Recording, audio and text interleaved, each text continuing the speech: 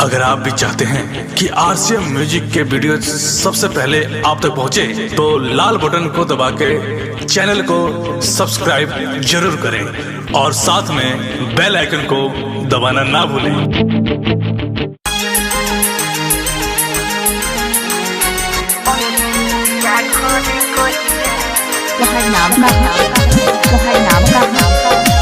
चंदन जी रामबन हमारा mobile number 7632870485।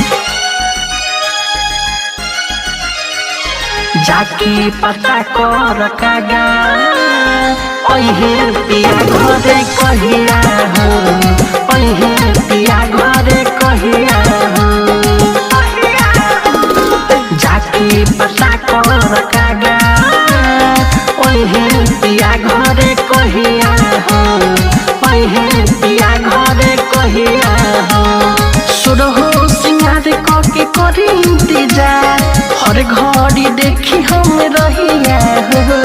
जाके पता कर कागा ओहे पिया घरे कहिया हो, ओहे पिया घरे कहिया हो।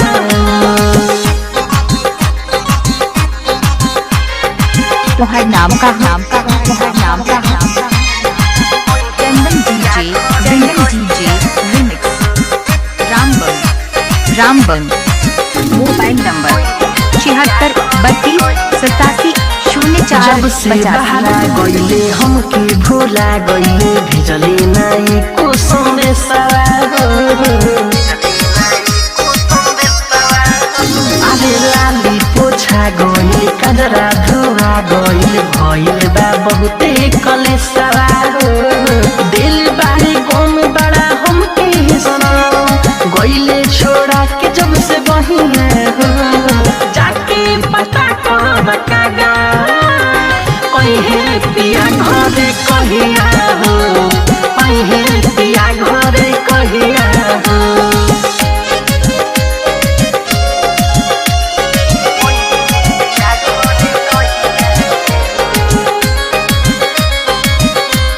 चंदन जी रामबन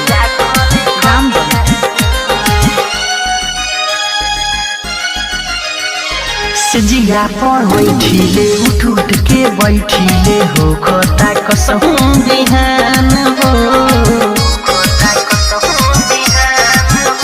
अरे निर्मल जोगेश जब से गईले परदेश, हमके साफा भूला गईले जान हो। मिठू के संघावा सुतत रही जहाँ, सुना सुना लागे उ जगहिया हो। जाके पता कर कागा ओहे पिया घरे कहिया हो, ओहे पिया घरे कहिया हो। सुरहो सिंगार के करी इंतजार, हर घड़ी देखी हम रहिया हो। जाके पता कर कागा ओहे पिया घरे कहिया